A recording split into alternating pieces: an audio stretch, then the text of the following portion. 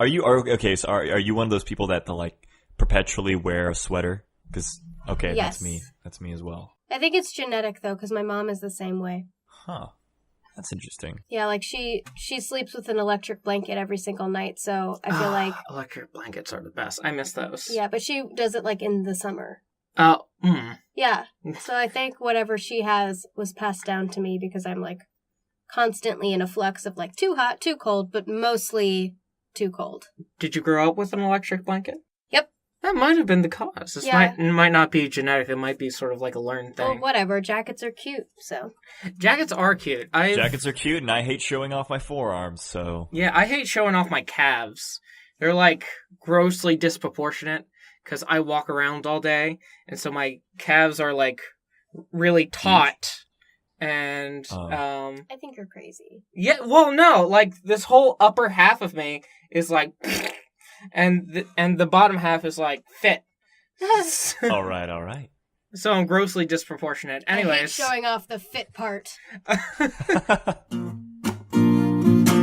Oh, my friend Gage is gonna talk to you. Oh, and jumper, he'll be there, oh, too. Even though they're not close together, they're far away. There, one's in Tampa, the other one's in LA. Oh, Gage, what is this show called again? Fucking, it's Almost Adults. Shit. Almost adults. Shit. Welcome to Almost Adults, everyone. I'm back to not remembering what episode number we're on, but we're on episode something. We are the iconic episode something. I've already made that joke, man. We're getting old. We're getting rusty at this. Yeah, it's everything that we say on this show has become old hat. But we have, as always, Gage Agnew, our fearless leader. I like to think of this as more of a democracy, where you and I are co-kings. Okay. Gage Agnew, our fearful, democratic co-leader. Yes. And Claude, Gage, our other co-king extraordinaire. I thought it was a democracy. And Sydney. What? Where'd you come in? What? Sorry, the door was open and I just walked in. Sydney's been here kind of most of the time. She's kind of like the Jafar of this organization. She's just in the background hypnotizing us to do her bidding, but she never really comes around. Oh, sorry, that would guys. make me Gilbert Godfrey. That would make you my Iago? Iago, yeah, that was his name, Iago. My sidekick? No, we would both be like a weird combination of the Sultan. King. Yeah. The Sultan. I didn't want to mispronounce that. Mm-hmm. But yeah, Sultan. I guess. Who would be your Iago if you had to pick out an Iago? If I had to have an Iago? Yeah. Like who of my friend circle or like what kind of animal? Ooh, both. Animal. Okay, both. I want to yeah. know out of your friend circle who you pick. Well, honestly, I don't really imagine any of my friends as like my sidekick, rather like my partner in awesome. Oh my god, could Alex be your Iago? Sure. We have like a mutual friend named Alex. People mistake him for me all the time and vice versa. Really? Yeah. In fact, Alex would be a great Iago. There He's we also go. one of my partners who is my equal. But separate. if he could just be a little parrot on my shoulder, that'd be great too. So yeah, let's go with Alex. He could probably do a good Iago voice. Yeah, but I think I would want him to be like a living teddy bear, like Ted. Just a really nice teddy bear. Like imagine if Ted was like not vulgar. That's Alex. Nice. But a human. Yeah, people confuse me and Alex. I hope he doesn't listen to. Actually, he could listen to this. Does he listen to this? I would take that as a compliment if I was this Alex person. We love I love him. You. You are the parrot on my shoulder. My teddy bear, little love bug.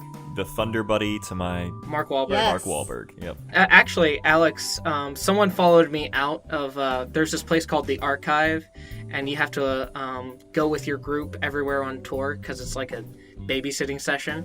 And I went out, and this kid started following me, who was not on my tour, and then I figured out later he was on Alex's tour, and he thought I was Alex. The dynamic duo. The dynamic duo. Do you guys look alike? We do. Oh man. Vaguely, but yes. It's Vaguely. like weird. Weirdly, yes. Like they could be brothers. I would say so. Yeah. Goodness. That's cool. Goodness gracious. So, if you have an evil twin out there, email us at almostadultspodcast@gmail.com. And we won't do anything about it. We'll acknowledge that you have an evil twin, that he's out there, or she's out there plotting. I'll reply back. That's cool. Would you be the evil one then? Because Alex is a delight. I guess so. Oh no. Yesterday I did something terrible with my laundry. Well, I was out of detergent, right? Okay. And and it was laundry day. It was way past due.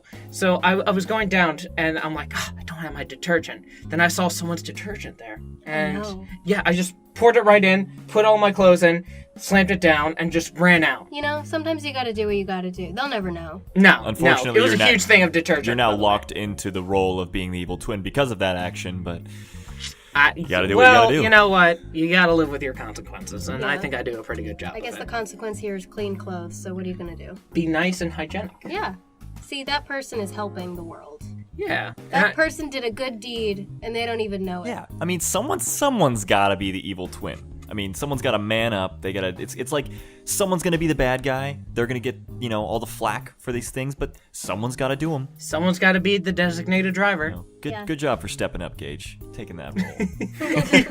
You're welcome. I just wanted clean clothes, so it worked out great. So ship us off, Gage, on a nice sailing adventure into our topics. So, how I met Sydney was we were working at tour guides. Tour guides. We were working as tour guides.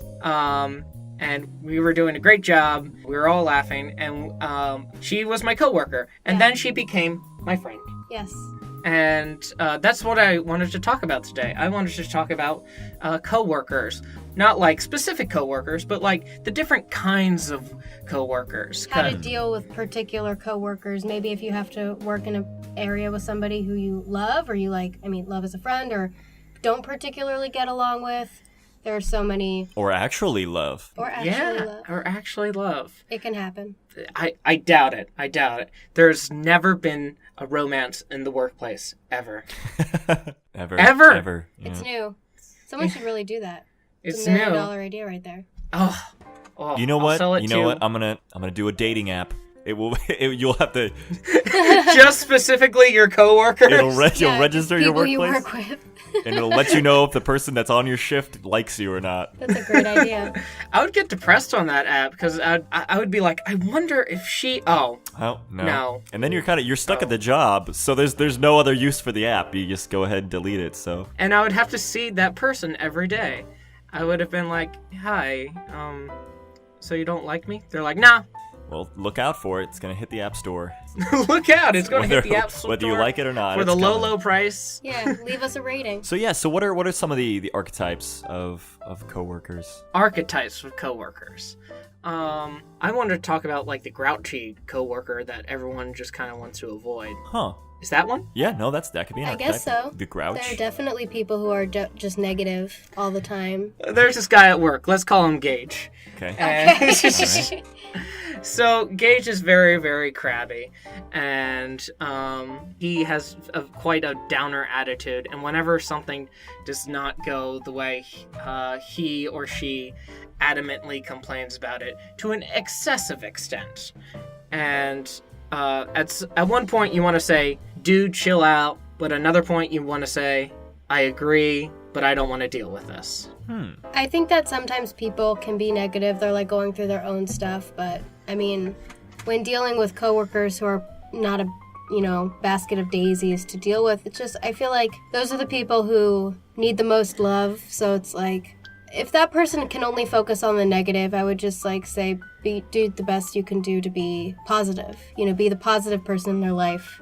Because that's like one less negative thing that they have to worry about. And then again, people will be negative. If they're negative, they'll just be negative. They'll find something to be negative about. So I would say don't let it get to you. Mm-hmm. If you have like a negative coworker, just kind of like be nice to them, because whatever made them so negative in the first place is probably somebody not being nice to them or something really unfair happening to them. And then after a while, that just like wears on a person and it can change them. And that's a really positive. That's a very optimistic perspective on the situation. My suggestion was just avoid that person altogether till the day you die. That could help. You know, sometimes you can't win. If somebody's going to be negative and you just don't want to deal with it, then you can make the decision to walk away. Because it's a lot easier to pull somebody down than pull them up. Misery enjoys company. Disagree. I think that you can pull someone up just as easily as they can be brought down. But people who have been negative, maybe down in the dumps for a very long time, sometimes years, sometimes decades, you know, don't expect that person to be like, oh my gosh, I'm so sorry. I didn't realize I was being such a downer, and then be a ray of sunshine all the time.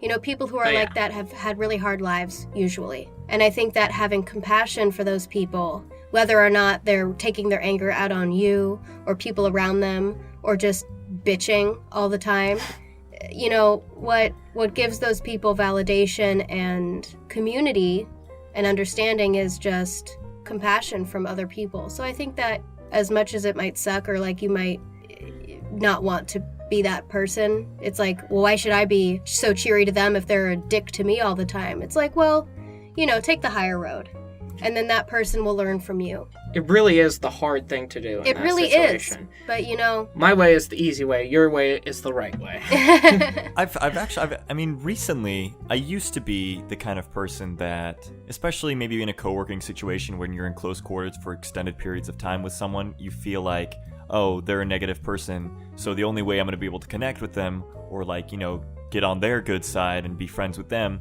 is to, you know, share that with them. You know, I'll be the person that they can be negative with and we just spend our hours at the job or something just complaining. Well, that just goes back to validation. You know, they don't want to be alone in their complaining. If there's somebody else that agrees with them, it feels good. Right. Well, recently, I mean, as I've kind of grown and become more comfortable in my own skin and just being myself regardless of other people's perspectives, I've just kind of I agree with you, Sydney, in the sense that you kind of just treat those situations with infallible kindness and just, I don't know. Recently I've joined. You know what else? Sorry, I didn't mean to cut you off no, there. go ahead. Okay, we're gonna follow up on recently whatever you joined, but I will say, and also like Gage and I, you know, we're trying to work in the industry. We want to be in the entertainment industry, and it's small, 30,000 people. You know, it's a tight community. There are dicks out there, and if you can handle having somebody negative in your space and knowing how to be with them, it'll only help you in the long run. And you never know who's gonna do well. There's like a saying, be nice to everyone. Oh yeah. Can you imagine? Don't burn any bridges. I love burn a bridge. Watching on interview shows or talk shows or that kind of thing when two people that are on the talk show are discussing another actor or another person in the industry.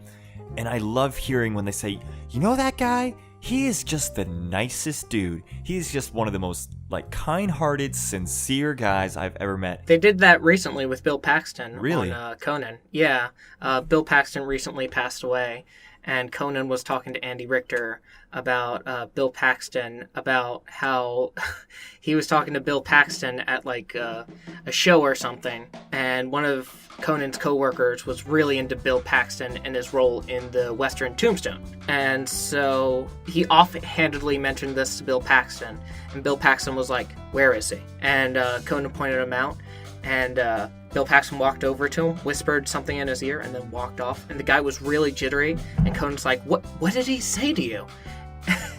And Conan's co-worker said, he whispered all of his lines from Tombstone in my ear. What an amazing man. Yeah. We love you, Bill Paxton. See, those stories are so good. It's so much better than when you're on a talk show or you just hear from someone else in the industry where they're like, oh yeah, I worked with that guy. He's such an asshole. Like, I heard stories about the actor, what's his name? McLovin from Superbad, that actor. Oh, Christopher Mintz-Plasse. I heard he's, like, super stuck up in person, whether or not that's true or not. But I hate hearing stories like that. It's so disappointing about actors, because you look up to them. There's no reason to, really. You know what? We're all sort of in this together. Here's how I feel about that. People who are perceived as an asshole or something, maybe they've had some success and now they have a name and they can use that as like a ploy to be an asshole. They're generally the most unhappy people. People who are happy are not cruel or not mean. People who are happy find it very naturally easy to be kind. And it's like, I imagine somebody like Bill Paxton must be in on the joke about his fame, you know? Bill Murray is a guy who's like in on the joke, Tom Hanks in on the joke. They all have stories out there of being extraordinarily kind and wonderful people. And, that just feeds happiness, and then the happiness feeds kindness, and it just, is a cycle. So I find that, once again, those people who are dicks are the people that are just in the most need of compassion and love and understanding. And I feel like if you gave that person a little bit of kindness, then next thing you know, they're turning around being kind to somebody, and then they have one story of that person not being a dick to that one other person, and then the cycle just starts from there. Kindness is important. Kindness is really important. This podcast just became about kindness. Yeah, I love it. I'm fine with that theme. That's a good theme. Yeah, kindness, yeah. Let's talk about being kind. It really goes a long way in this industry too. It really does. I mean, it's I rare. believe that's like 60% of this industry is like networking and being very genuine to people. The other 40% is talent. That's my theory, but then again, I'm not really in the industry that There's much. also a misconception about we're in this cutthroat industry where you have to step on the person below you to make it to the top, but there is a completely opposite way of going about that. If you just are a good person and you're kind and you help people, then people think of you when other opportunities come up. And say me, I'm looking to be a writer's assistant. That's the job that I'm gunning for right now. And I have no idea how I'm going to get close to that. Actually, we just had a writer's assistant on the show who eventually became a writer. Well, look at that. Look at that, live on the podcast. Writing and producing is my bread and butter, and I've been doing that with my own content, but I really want to get in a room and I want to learn from professionals, and it's a really tight-knit circle. And I've been cracking my hammer on that eggshell trying to break into it, and I know that eventually it'll pay off, but actually oh gosh. Real quick. Well, no, it's just me and that person are going to lunch, and do you want to join next week? Yeah, I do. There you go. Perfect. Boom. Perfect. She's kind. She came on the podcast. We're making connections here, ladies and gentlemen. Yeah, Sorry. Making connections in real time. But basically, what I'm getting at is all I can do is meet people and be kind and help people when they need me. If they need a PA, I'm there. If they need a producer, I'm there. If they need someone to read their script, I'm there. If they need somebody to go to coffee with, I'm there. And then hopefully, maybe one day one of them will have a show that they're working on that's staffing a writer's assistant, and they've moved on, and they can say, hey, let me think of my girl Sydney. And that's how it happens. It is all who you know, but it's not all who you can crush along the way. It's about supporting each other and making sure that good people are in these roles, especially in the entertainment industry where it is so influential. If good people who are kind are making content, then it just spreads. Anyway, rant over. Good rant. I understand that because it's very easy to get upset in this industry because it's very stressful and very high demand, and you kind of have to be on the ball 24/7, and it's really easy to get bitter about stuff. I had this experience when I first moved out here. I was interning over at an agency, and they had to let me go after a month, and I think that would be incredibly easy to get bitter by. I'm because it was an internship and it was unpaid. And that would be really easy to get discouraged by. But I'm still friends with those people, and I still talk to them about literary stuff every now and then. So, if it seems one way, be mad about it briefly to yourself, and then twist it into a positive experience if you can, or as a networking opportunity. Look on the bright side. I would say, yes, I agree at that, except for that part about being mad at yourself. It's usually not your fault or anything. No, I'm not an extraneous circumstance, but I mean, you can take a moment to kiss the boo-boo, if you will, because getting fired sucks. It never feels good. I mean, very rarely it's you're fired, but we have this great new opportunity for you. No. That doesn't really happen, but you'll hear often people who've kind of failed their way up, Oh, totally. And every experience is in service of learning, and I've been fired a handful of times. It never feels good, but you know what? I wouldn't trade those learning experiences for anything in the world. Oh yeah, it's all about I love the idea of fail faster and failing faster. You learn some things from success. And you really have to be critical of your success in that and be okay, why did that work? But you learn so much more during those failing moments, okay? Regroup, what went wrong? How do I do better next time? How do I get a better job, better position, and keep that position? And that very much is the difference between people who are successful and people who aren't, and people who, like we mentioned before, become bitter or become those people in the workplace that are grouchy all the time. It's because it's about a victim mindset, you know? Nothing happens to you. If anything, make it so that it happens for you. And that's kind of that's how I feel like whenever I feel particularly negative or down in the dumps, Maya Angelou said, the only prayer you should be saying is thank you. Because, you know, this is divine, it's meant to be, it's fate, whatever. I believe in that. So I just, whenever I'm feeling particularly bitter or particularly angry about something that has happened, quote unquote, to me, it's important to try to reframe it to something that happened for me, for the highest good of all concerned. And, you know, maybe in that instance it was somebody else's turn to get that job, or it was I had learned everything I needed from that job, and this was the universe's way of being like, you're welcome, we're going to get you out of here, even though it may not feel good in the moment. Yeah, and also 99% of the time, you're like, all right, I still have a roof over my head, I still have food. Yeah, and what's really important here. Yeah, you gotta sort of evaluate. You're like, well, this was sort of me tripping, now I'm getting right back up and running straight forward to the next opportunity. Yeah, and, you know, it's not a sprint, it's a marathon. There's ups and downs. You just have to go with it, because that is life. That's life. That is living. There's like a quote, God, I don't know who said it. I think I saw it on the internet, but it's like, falling down is life, getting up is living. And I try to remember that sometimes. Put that in quotes and make a dash internet 2017. Make it a bumper sticker. Do you have a podcast shop? We should make that a bumper sticker so all your viewers can just buy it. No, we don't have a podcast shop. But I am curious on your stance on bumper stickers real quick. Because... My political stance on them? Yeah, just your political stance on bumper stickers. Sorry, it depends on the car. Okay. And it depends on the saying. If it's like... You're asking her for her political stance on bumper stickers or her stance on political bumper stickers? Just bumper stickers in general. Oh, okay. All right. If you're driving a Maserati, I am not for bumper stickers. If you're driving a beat-up Jetta from 1998... Did they even have Jettas back then? Sure they did. I don't know. Why? Let's pretend that they did. If you've got a beat-up old Jetta and you've got, a bunch of funny bumper stickers... Sure, decorating. It adds charisma.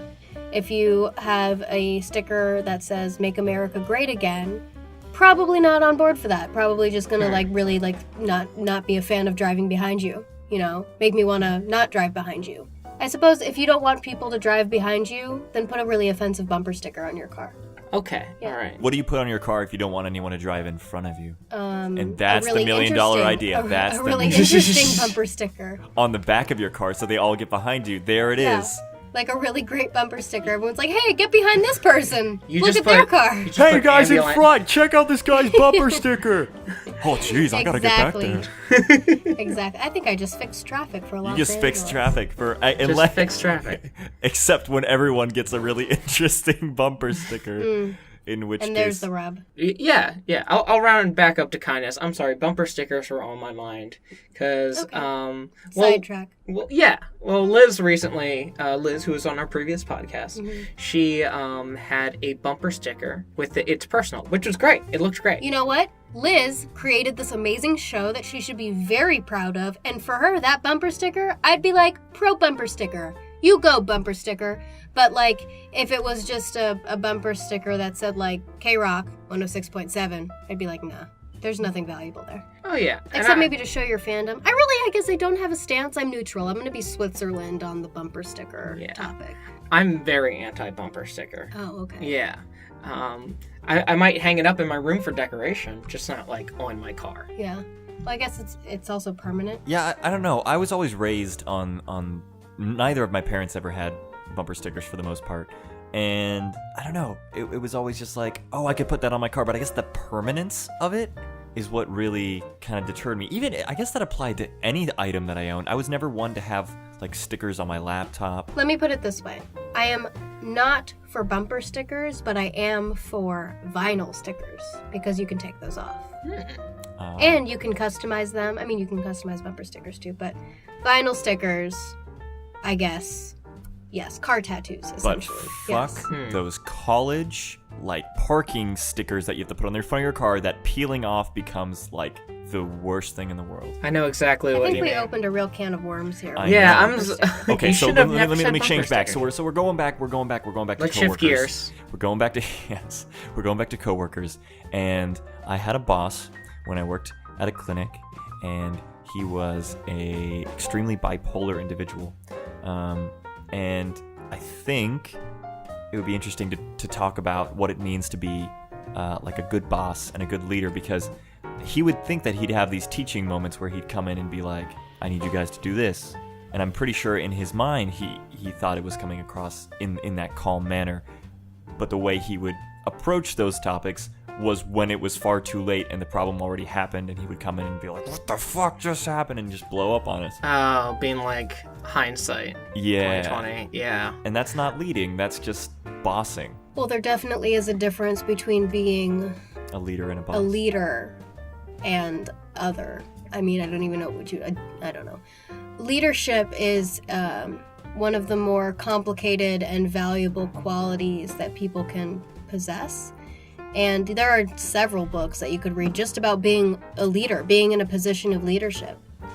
And it takes a very specific person to be able to be a leader, because you have to be able to, see what's on the forefront and lead. And you also have to be able to accept responsibility.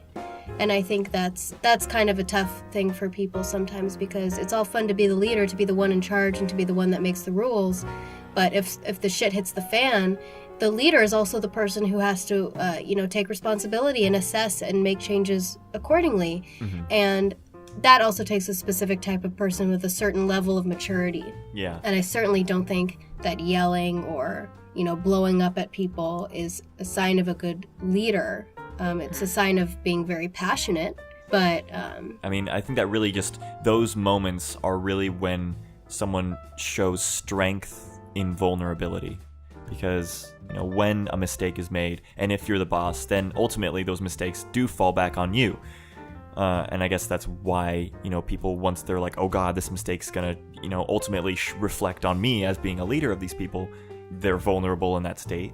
They don't know how to react to that, so... That's absolutely true, and I believe that if you are leading, then you have the foresight to expect certain things to possibly go wrong and be able to handle them. It's like when, back in the day when we did war with horses and whatnot. I don't know how war works nowadays, but the leader, the general, the captain, whatever, he'd be in the back of the troops. You lead from behind. You lead by pushing people forward, and I mean that metaphorically. You lead by building people up and inviting them, giving the opportunity to use their skills and be the best person that they can be. A leader doesn't necessarily say, oh, you're my team, do this project. A leader, in my opinion, would learn exactly, like, who's on the team, what their real strengths are. Like, this is just an example, but if I have somebody who's, like, in a position of an accountant, but they have a real knack for cinematography, you got to get to know the people on your team, because they might not be recognized for what they're really valuable for. And you never know what people are capable of. So it takes somebody who really has the foresight to lead from behind, lead by uplifting others, not shoving people down so that they can be in charge. It's an ego thing. I think relatability goes a long way when being a leader / a boss. Because if you're far away from the action and you're not getting the results you wanted, and you keep saying, oh, just do this a little bit better, when you do not have that experience, or you have not had that experience in a while, it can really make this great divide between you and who you're leading / your employees. I almost said underlings, but... Well, you can't be out of touch. You absolutely can't. Mm-hmm. And I think that's a problem, not just like bosses have, but like directors and like actors, sort of going back to that great division. Showrunners. Yeah, showrunners. It doesn't like ground you in that reality. Yeah. Speaking of leadership, when producing, whenever I produce my own content, I like to. People ask me sometimes, well, what does a producer do? Like, what is a producer? They produce? Well, what does that mean? The way that I describe it is every production is like a party, and the producer throws the party. The producer gets everything together and kind of spearheads the project and goes to every single department, knows what's going on, knows what they need, knows where things can go wrong, has a plan, handles the funding, handles the team, the crew, the paperwork, so on and so forth. They lead, but they lead from behind. They push people to be creative, to do what they want to do, to give them an arena and the tools that they need to do it. And then if there's a problem, they are the ones that handle it. And I think that's why I gravitate a lot towards producing. I love writing, and writing is definitely like where my heart is. But I love producing too because, you know, it just takes a certain type of human to take on all that and to be in control of all that. And I enjoy being that person. But now to do that with compassion and understanding is a whole nother level. And I think that's where really great, good producers become great producers. Good bosses, good leaders become great leaders. With, dun-dun-dun-dun, full circle, kindness. Oh, yeah. I like that. That's why right there.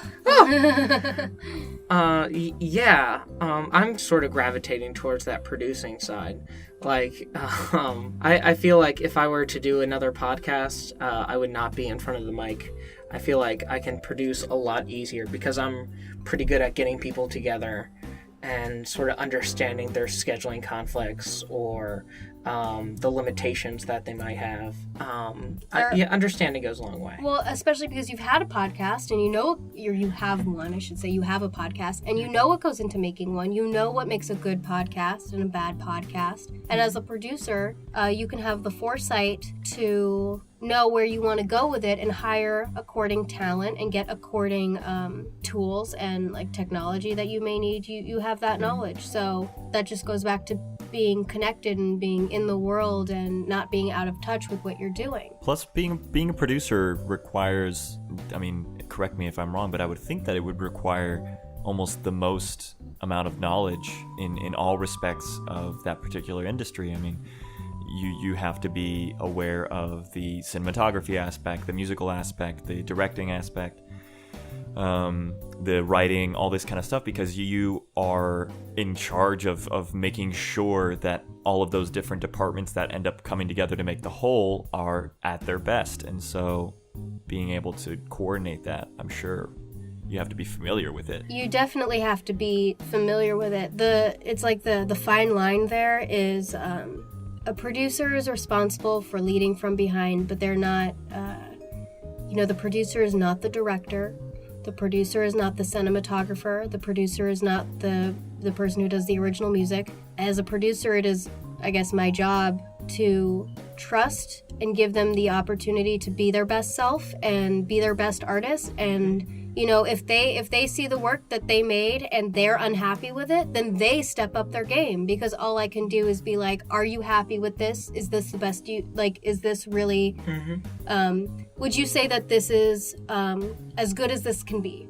And if you say yes, I mean, nothing is ever really finished as an artist, but, right, yeah. Are you proud of this? And if the person says yes, then you say, okay, because you are not the director, you are not the cinematographer, you are not any of those creative roles, you are the producer, and your job is to just make the thing and make sure that everybody has what they need to do it. Make it as best as possible. Yeah, it's a fine line there, and I've definitely walked it. I've definitely learned from experience where I've been on sets that I've put together and found myself kind of directing a little bit, and then it took the director to be like, hey, maybe don't do that. I got feedback, and I heard that, and I understood what I was doing, and now I know going forward, all right, not my responsibility.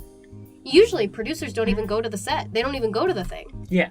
Because it's not their job. Yeah, and they should trust what the talent they've selected and what's unfolding.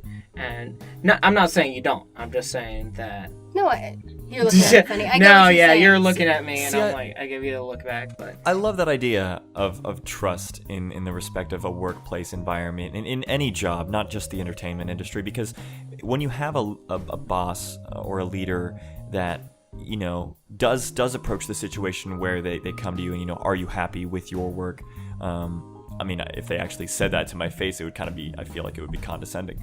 But if they... I certainly don't mean it that way. Right. No, I got what you mean. Like, if they had trust in you that you would do the best that you were, and you believed that that your employee would do the best, then it entirely changes your employee's mindset, because then, I don't know, I would find myself, especially in college or any other project where that was the case, if I liked my professor and I knew that my professor genuinely cared about us and trusted us and was like, you are adults, you have a job to do this job, then, like, I would do my best because, you know, I wanted to prove to them that I was good enough. Like, I wanted to be the best. I wanted to, like, make them proud. But in the other situation where it was just belittling and they would micromanage and do all these kind of things, and it's just like, man, fuck you. Like, I'm just going to do whatever it takes to get by. I'm not going to... Why? Yeah, that really is the difference. You have to be able to manage without micromanaging. Yeah, once again, balance. And you know, when you inspire the people on your team to put their best foot forward in a non-condescending way, then all of a sudden you have a team that's working with this magic thing called integrity. And what is that? Ooh, magic spell. No, I really respect integrity. It's one of the qualities that I find most endearing and valuable and special when I work with people who really have integrity in their work, and they never slack off. Not because it's not like they're not like grinding all the time, but because they have high expectations of themselves and they want to put their best foot forward and they want to get better. And you just have to give people a non-oppressive arena to do that in, and then amazing things can happen, and that's where geniuses are found that you never knew that were there, you know? Gotta give people the space to be great. Give them a chance to breathe. Yeah. Anyways, going back to sort of trust goes an awful long way. John Claude, I know you've brought this up before, but when it comes to improv, trust is pretty much everything. You gotta trust your scene partner that they know what they're doing, and I've struggled with that. I'm like, oh, this scene isn't funny enough. I need to be... Even in this podcast, I feel like sometimes I'm like, oh, this situation isn't, like, super funny. Oh, I gotta sort of punch it up a bit. When that's not necessarily the case. I was actually... Just earlier today, I was editing the podcast before this, and I'm like, I felt, like, super condescending, like, listening back to it. I thought myself looked super condescending. So you just sort of need to take a step back and trust those other people. And I think you're always because your of that, worst critic. Yeah, I know.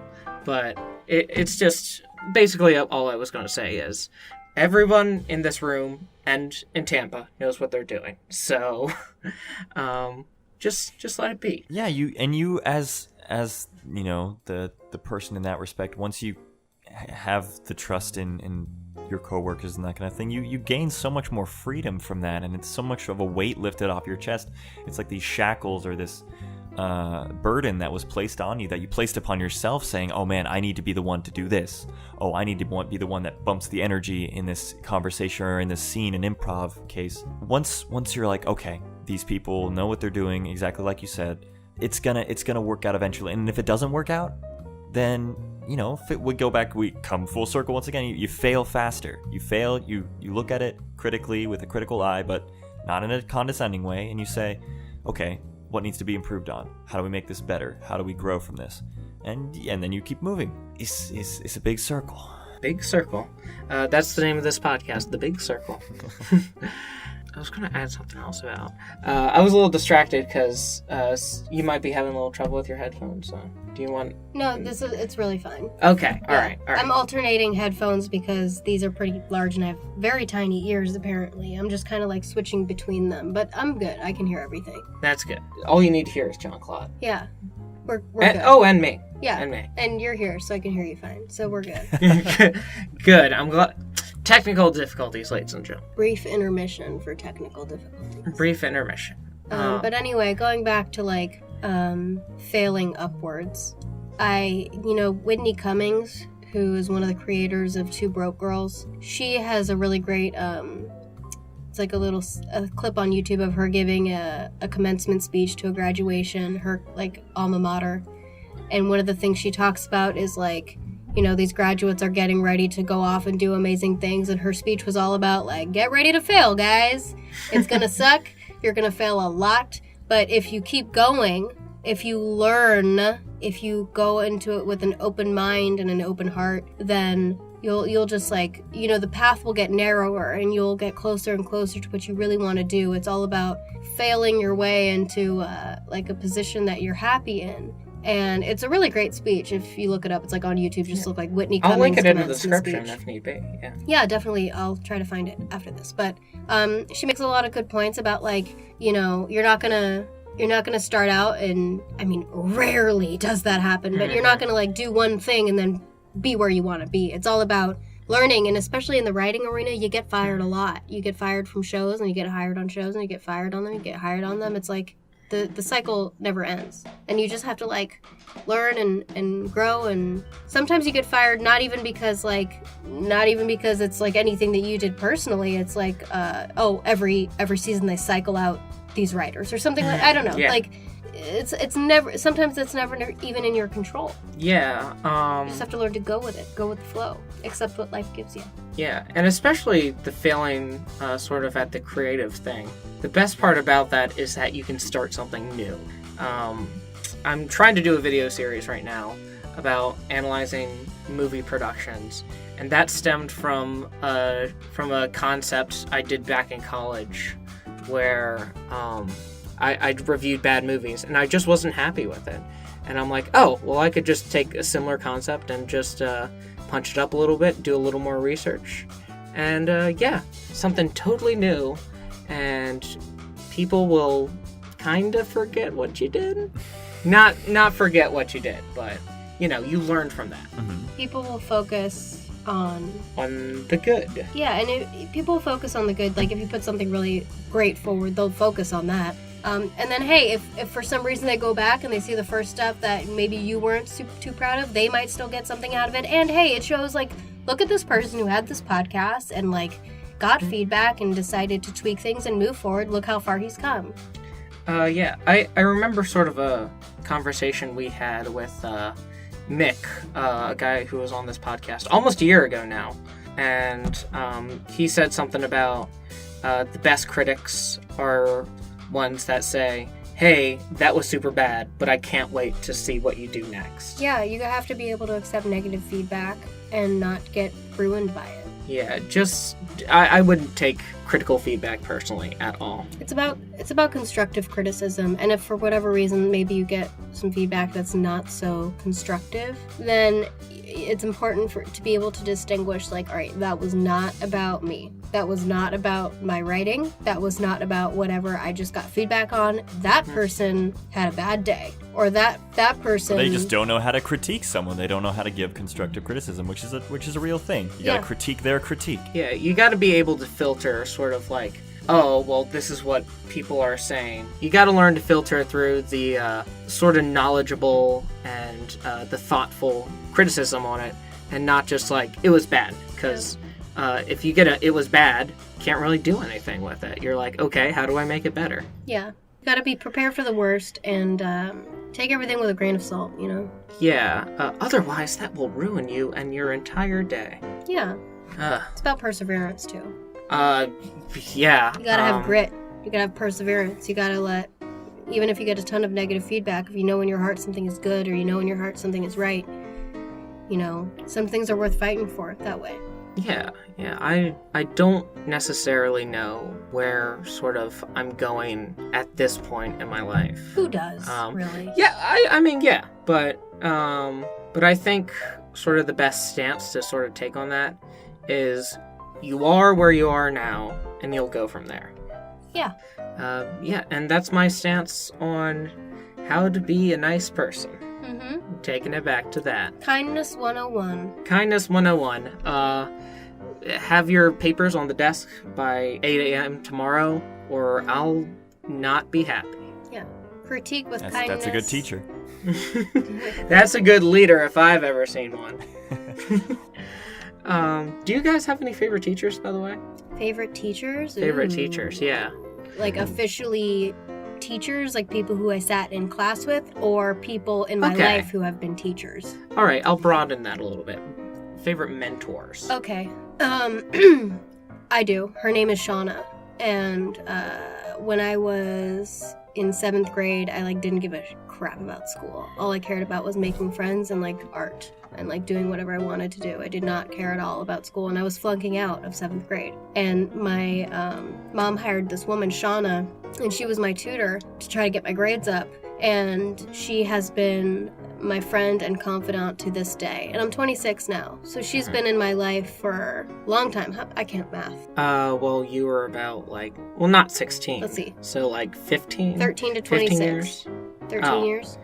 Yeah, yeah, 13 years. 13, yeah. Okay. She's been in my life for 13 years, and she was never officially my teacher. She was my tutor, but then anything that I wanted to pursue, she was kind of in my corner. When I was I kind of want to write, she was right there. For a brief time, I was doing stand-up, and I made my first 5-minute comedy bit every Saturday. I went over to her place, and we just had coffee, and I hung out for 2 hours in her living room and just went over my material, and she helped me with monologues back in the day when I was acting, and she never really asked anything for it. And she was always such a positive influence on my life. I'll never forget her. I'll always thank her for that. That's really, really cool. Shout out to Shauna. Shout out to Shauna. Yeah, I love those moments. They make you want to pay it forward, You come across those moments as well where you're in that position of being a Shauna, and you're like, you know what? I'm gonna pay it forward, and you become the Shauna in someone else's life. Or not, and then you become, a militant dictator. And that is how I got control of this podcast.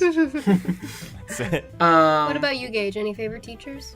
I have a couple, yeah. I feel like I didn't really appreciate her at the time, but Miss Morales, she was a very gung-ho teacher about writing, and she was very strict about writing. Shane Sauer, who was my high school teacher, that got me into video producing in the first place. And Kristen Bass Peterson, also lovely, great. She was actually out here in Los Angeles, and I'm like, hey, we should totally hang out. And we got pad thai together. Yeah. And she was always super supportive.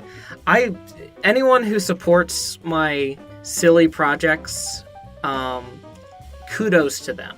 Because my projects are quite outlandish. And the people in my life that are yeah, go for it, are often the people that I respect the most. Not because they're in my corner, but they believe in me, quite frankly.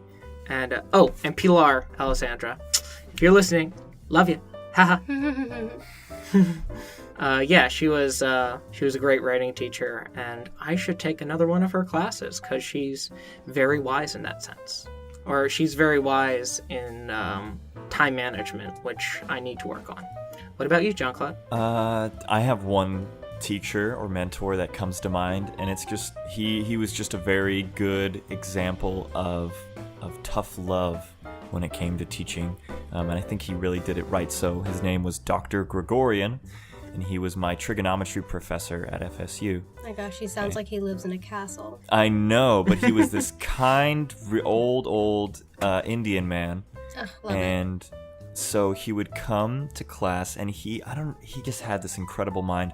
This wasn't even being, without hyperbole, he would literally remember everyone's face that would come into his class that would be in his class.